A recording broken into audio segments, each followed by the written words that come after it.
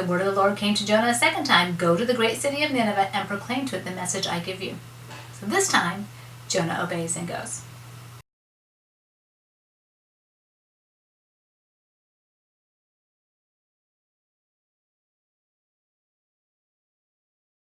On the first day, Jonah started into the city. He proclaimed, 40 more days and Nineveh will be overturned. And the Ninevites believed God. They declared a fast, and all of them, from the greatest to the least, put on sackcloth. That would have been sackcloth is mourning clothes. Uncomfortable things. I know for the Jews, they would put sackcloth and ashes on their head. So they'd be wearing sackcloth, uncomfortable mourning clothes, and they would put ashes on their head. These guys, it just says that they did sackcloth, so they would put on mourning clothes. They were crying out to God. They were humbling themselves. When the news reached the king of Nineveh, he rose from his throne, took off his royal robes, covered himself with sackcloth, and sat down in the dust.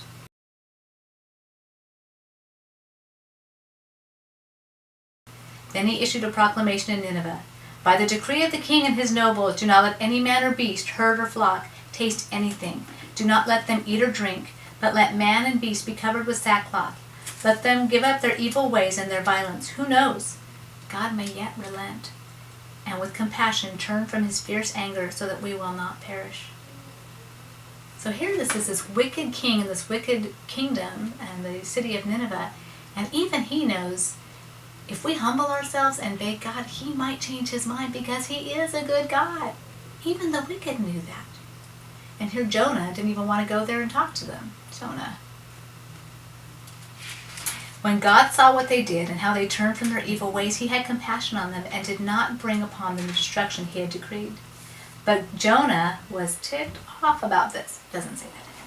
He prayed to the Lord, Lord, is this not what I said when I was still at home? That's why I was so quick to flee to Tarshish. I knew that you are a gracious and compassionate God, slow to anger and abounding in love, a God who relents from sending calamity. Now, Lord, take away my life, for it is better for me to die than to live. Really, Jonah?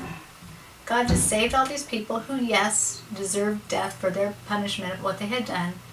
And instead of finding the good in that, you just want to be killed because it's just too much for you to see somebody be forgiven? Wow.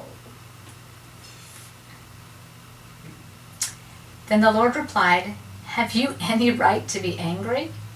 Jonah went out and sat down at the place east of the city.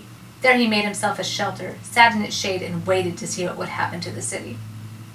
Then the Lord, who's nice and wonderful again, provided a vine and made it grow up over Jonah to give him shade for his head to ease his discomfort, and Jonah was very happy about the vine. But at dawn the next day, God provided a worm which chewed the vine so it withered. When the sun rose, God provided a scorching east wind, and the sun blazed on Jonah's head so that he grew faint. He wanted to die and said, it would be better for me to die than to live.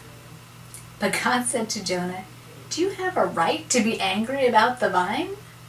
I do, he said. I'm angry enough to die. But the Lord said, you have been concerned about the vine, though you did not tend it or make it grow.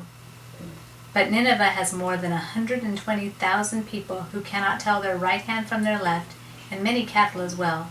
Should I not be concerned about the great city? That's the entirety of the book of Jonah.